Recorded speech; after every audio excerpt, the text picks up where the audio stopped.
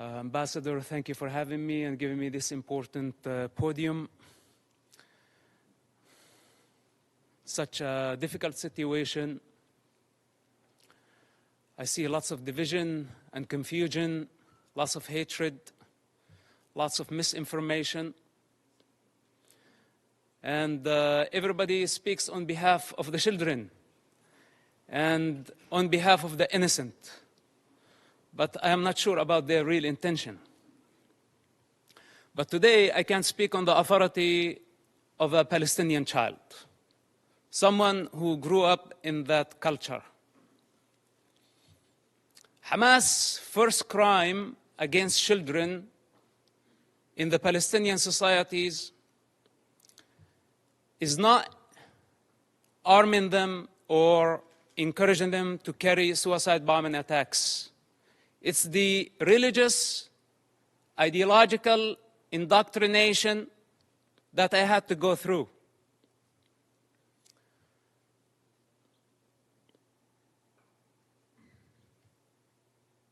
With one intention in mind: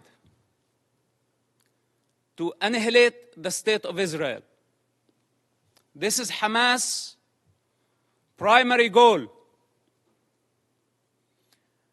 In this truth, there is no confusion. I speak as first-hand witness on Hamas and their intention. My father is one of the founders of Hamas movement. I was there when Hamas was born. I was before Hamas was born. And as I said before, I will be there after Hamas is dead.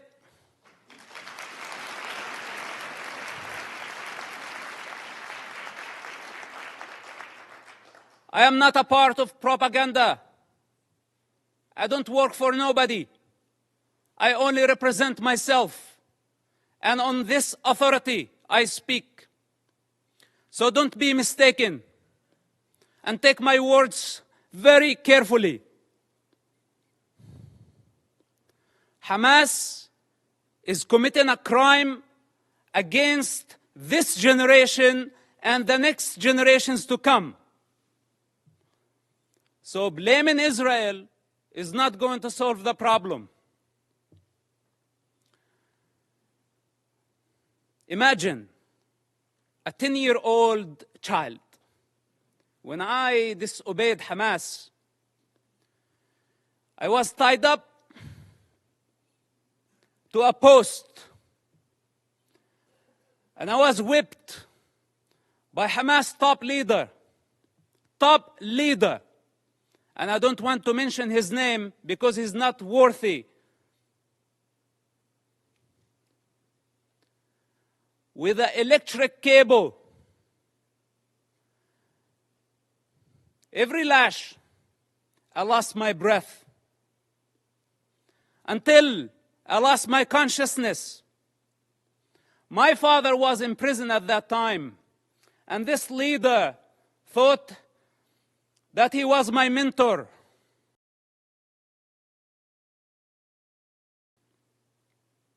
This is Hamas discipline.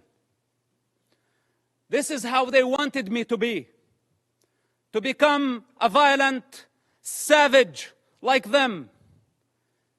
And the very basic intelligence of a child, when I felt that was not natural, it wasn't. But I had still to go to the mosque to please my mother and please my father and obey this type of monsters. I hate to talk about my personal struggle. And I hate to be in a position to be at defense. He also don't like to be at defense. Because this is what Hamas did to Israel on October 7th. They put all of us at defense. But this doesn't mean that we are not going to win the war.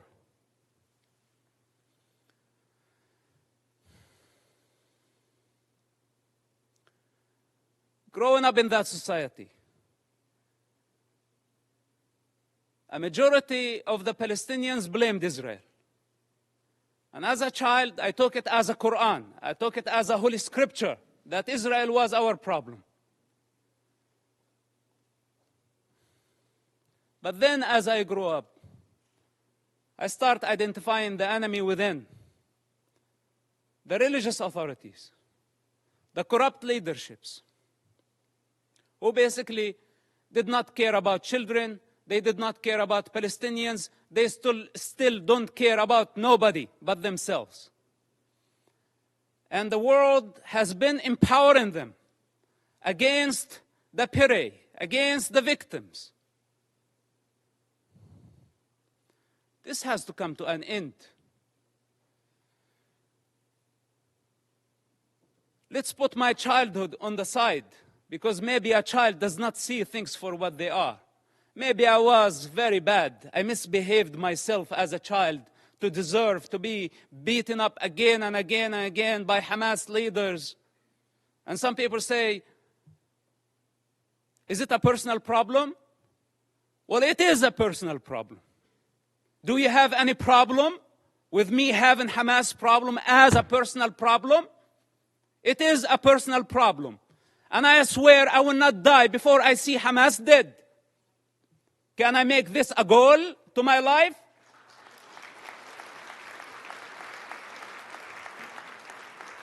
You know, unlike many of the leaders who sit here and give Hamas legitimacy by not condemning them, if the entire world stand there and say otherwise, the child witness within will always be there.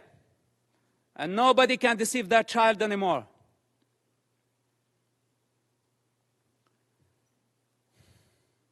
Then, as I grew up, I become the Hamas or the Islamic student movement president in our town. And I became part of the movement. It's just out of the love for my father and our family. I had no other choice, which somehow led me to imprisonment at the age of 18, just a few weeks after my 18th birthday. May 28, 1996.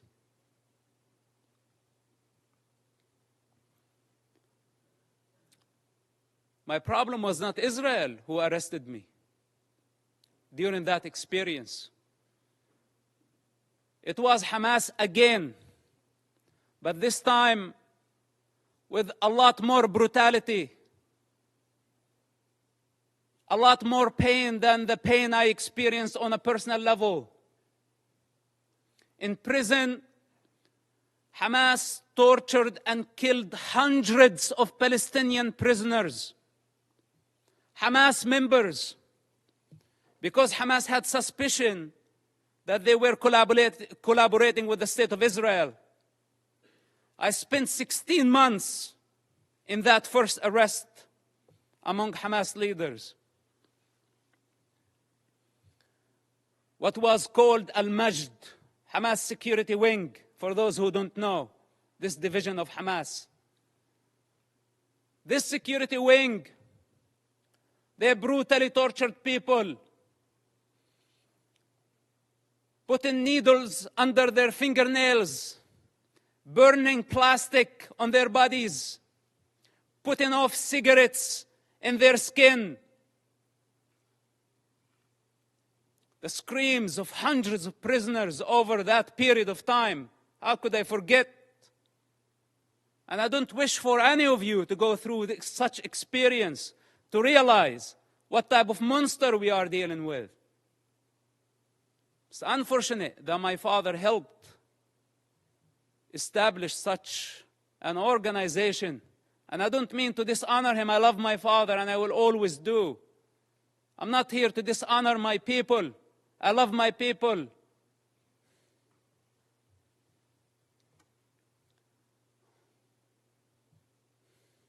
But I cannot believe how far Hamas was able to travel in this madness, and we could not stop them.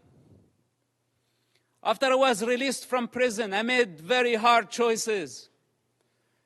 And I don't have the time to go through all my motives. But yes, I had many motives.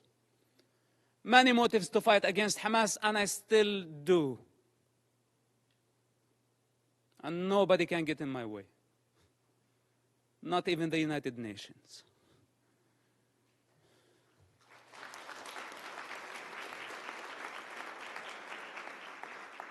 So the choices I made were against any rational mind.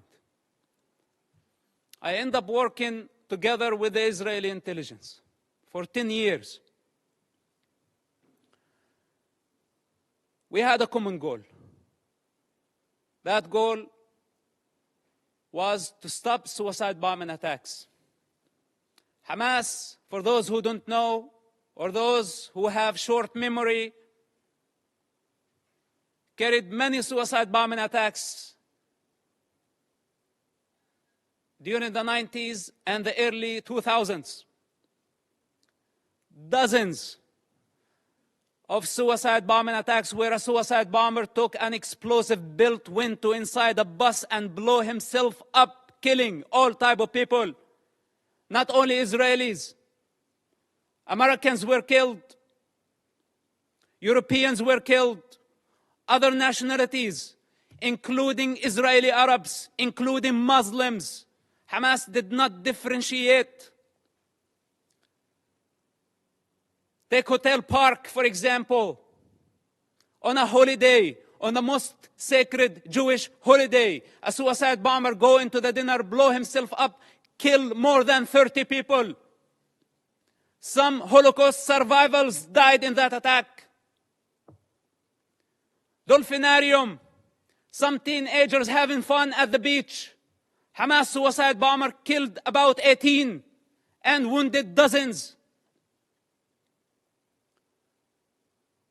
Look up, see how many buses. It did not stop there. Hamas attacked the Hebrew University. 6 Americans were killed in that attack.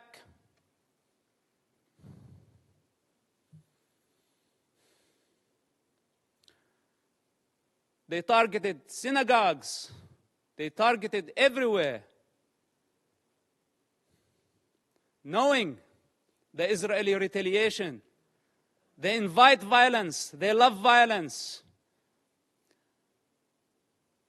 Hamas, without chaos, cannot survive. It's their climate. This is where they thrive.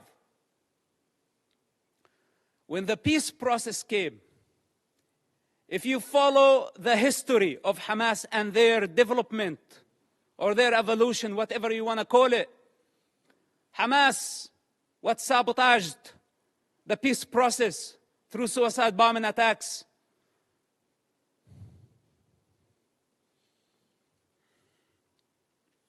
And they don't have a vision. That's the problem. Because nobody can satisfy their ambition when they are waging a holy war. We're not talking about IRA. We're not talking about other political terrorist organizations that we can pressure them, bend them, bring them to the negotiating table. We are talking about a religious group that does not believe in political borders, that wants to annihilate an entire race in order to build an Islamic state. I don't know what else can be said about this group. And I don't know why it's not obvious to everybody that the United Nations fail to condemn them. Bunch of rapists. This is what they are. Lower than animal consciousness.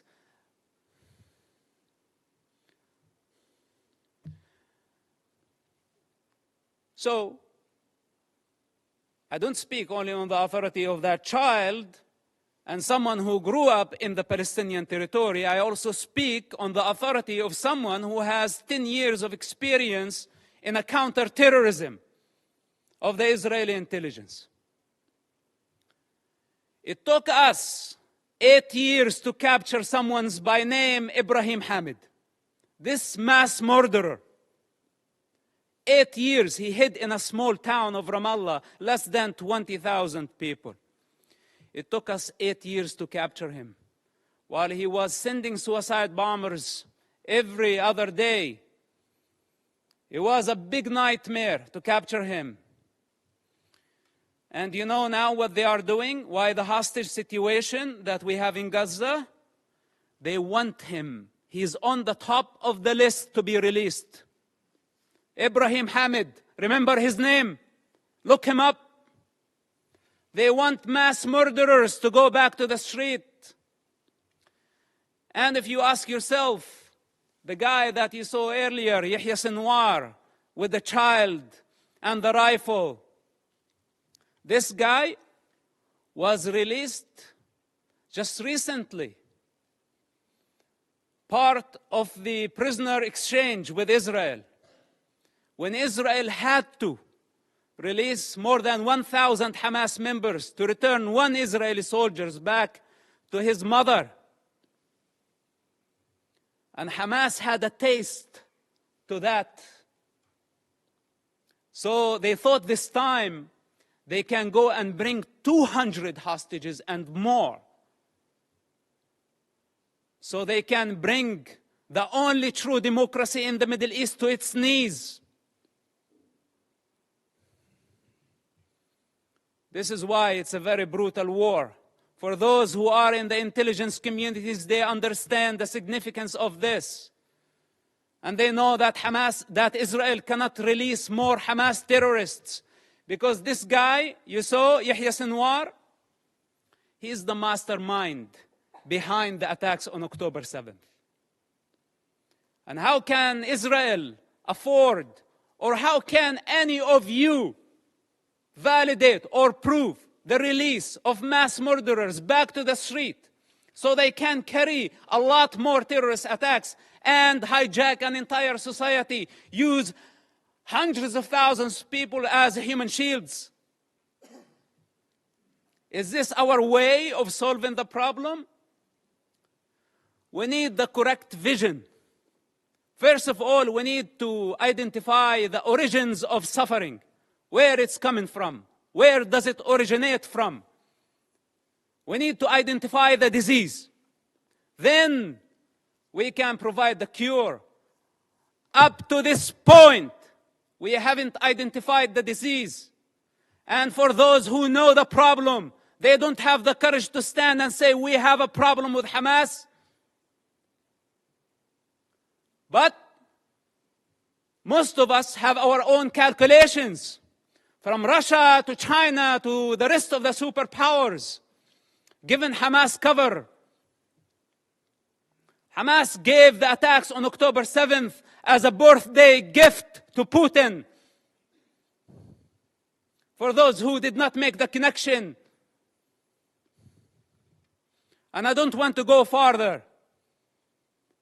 Now nobody's talking about Ukraine, using Hamas as the wild card in the Middle East, igniting a religious war to just divert your attention somewhere else. All those criminals, whether they were high profile or low profile, they are all savages.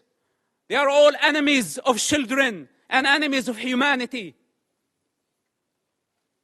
The United Nations and the rest of the international community have empowered con men who used what's so-called Palestinian cause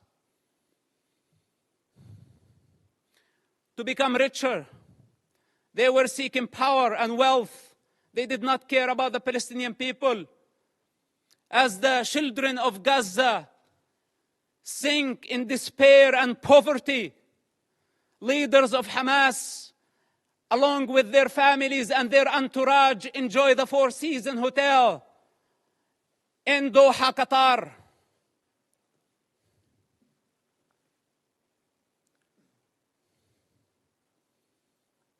We can continue putting our head in the sand, but then we have escaped our responsibility. I can go on and on for hours, or should I say for 45, 6 years of my life. But I don't have the time. I don't have the time.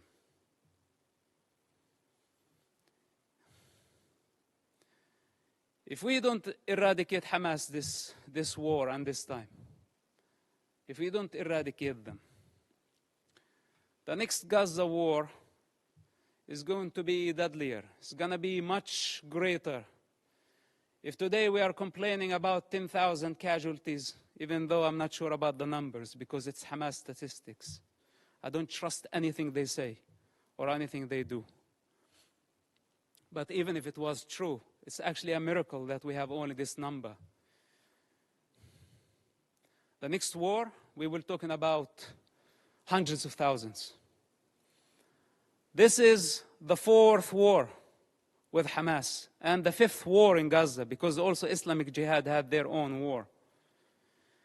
If we don't eradicate Hamas and other terrorist groups in Gaza this time and give Gaza back to the people of Gaza,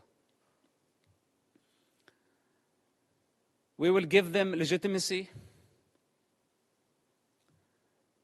We will show them that we are afraid. And tomorrow, they will come back with vengeance. What made Hamas attack this time a lot stronger than the past wars? Because under the international pressure, we had to negotiate with them. And we had to give them legitimacy. This is what encouraged them and gave them power. You know, Qatar, for example, it's a member of the United Nations, playing the mediator, etc. They could have fooled me. They are the ones hosting Hamas. They are the ones who have been funding Hamas. Russia, Musa Abu Marzouk, a Hamas top leader, was in Moscow just yesterday.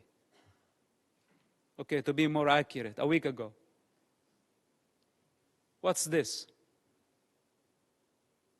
Where democracies should be united in fighting such savages. All of us saw Hamas. You call a hostage situation, but you want the true term Hamas uses for this? Booty. It's not even hostages.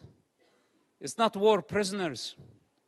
All of us saw Hamas, savage, grab a teenager girl from the neck, pushing her into the unknown.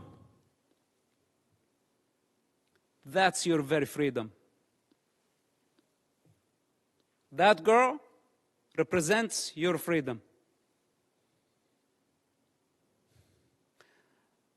And none of us thought about the mother of that kid and how she felt about seeing her daughter being dragged that way by a savage who wants to dominate, who sees women as a property. This is how Hamas sees women, a property, something they can own. As they want to own territory, more territory, their lust, their sexual lust, their lust for power, their lust for territory.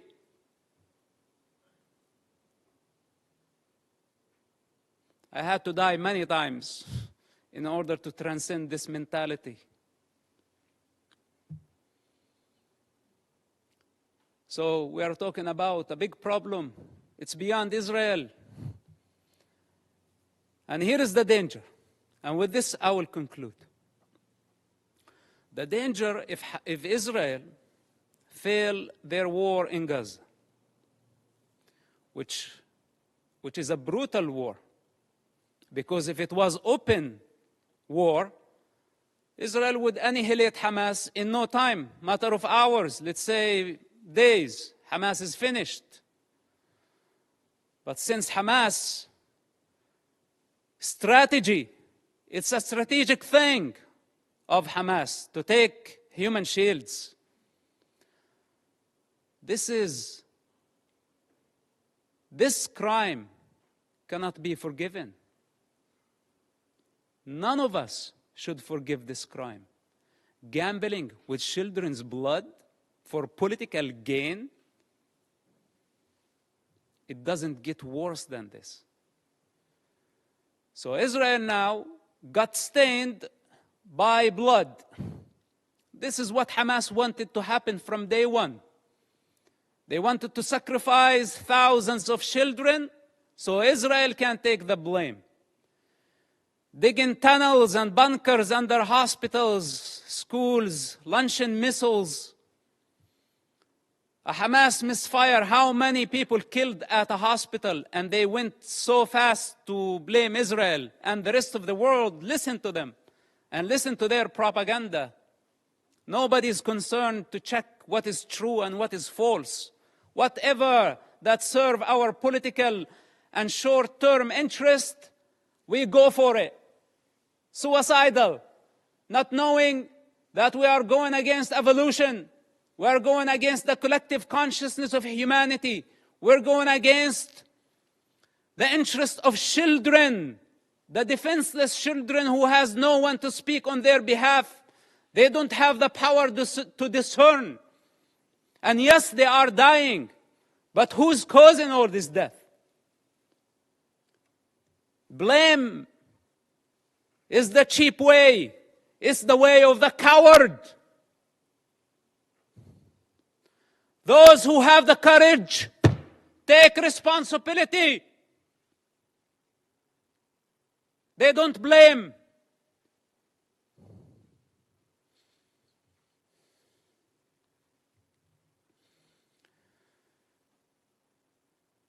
If Hamas is not defeated, if Hamas is not eradicated in Gaza, we will set the model. We will give the freedom to so many radical groups around the world, especially in Europe. Because many of ISIS have fled to Europe under civilian cover. They are sleeping cells in Europe. And there is a migrant problem in Europe. And there is an Islamic problem in Europe. And this is just a warning. If you really care for the global security, and I speak as a person who was part of the counterterrorism effort against radical Islamists, if Hamas is not defeated in Gaza, it will inspire many groups around the globe. They will see that few thousands of savages can blackmail the international community, the superpowers, and bring democracies to their knees. Many of them are watching now, and many of them are very happy about how the world is responding. And many of them are satisfied to see the state of confusion and fear and anxiety. This is the time to get united. Because if Israel fails in Gaza, all of us, we will be next. Thank you for listening, and thank you for giving me the opportunity. May God bless all of us and protect our children, not only the Palestinian children, but also the Israeli children. Bring the hostages back to their families. And may God bring peace to this divided world. Thank you very much for listening.